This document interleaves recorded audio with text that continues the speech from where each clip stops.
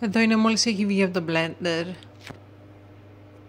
Και τώρα θα το απλώσω και μετά στο φούρνο στους 80 βαθμούς. Συγγνώμη για την αντανάκλαση, είναι το φως ακριβώς από κάτω και εδώ είναι απλωμένο. Και τώρα θα μπει στο φούρνο. Ξέχασα να το βγάλω ένα βίντεο μόλις βγήκε από το φούρνο. Τώρα τα έχω κόψει μαζί με τη λαδόκολλα. Και τώρα θα τα τυλίξω. Και εδώ είναι έτοιμα τυλιγμένα.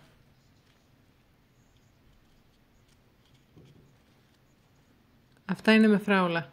Έχουν λίγο πιο ανοιχτό χρώμα. Και εδώ είναι και τα άλλα με τα raspberry. Σε αυτά εδώ πέρα έχω κάνει δύο εκδοχές. Αυτά έχουν μόνο γλυκαντικό και λίγο χυμολεμόνι.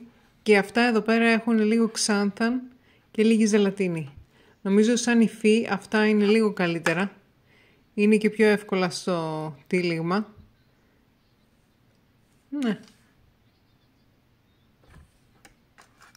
Βέβαια, δεν ξέρω τώρα. Είναι και ανάλογα πώς μας αρέσει. Δηλαδή τώρα αυτά είναι λίγο chewy. Τώρα αυτά δεν ξέρω ακριβώς πώς θα βγαίνουν μετά σε μερικές μέρες. Αλλά αυτά βγήκανε πιο όμορφα.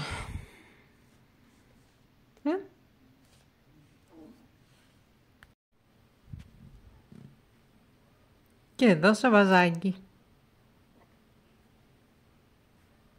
Εδώ βλέπουμε το fruit leather, αυτό σε σκόνη. Αυτό εδώ πέρα είναι το raspberry. Σας δείξω και τη φράουλα. 2 λεπτάκια. Και εδώ βλέπετε και τη φράουλα. Τώρα αυτά εδώ είναι πάρα πολύ ωραία γιατί μπορείς να τα βάλεις ας πούμε πάνω σε τούρτες, σε cupcakes. Μπορείς μέσα αν κάνεις αντιγή να βάλεις λίγο από αυτό για γεύση. Ναι, νομίζω είναι πάρα πολύ καλή ιδέα. Τώρα μην τα βλέπετε έτσι ότι δεν είναι, είναι εντελώς ασκόνη.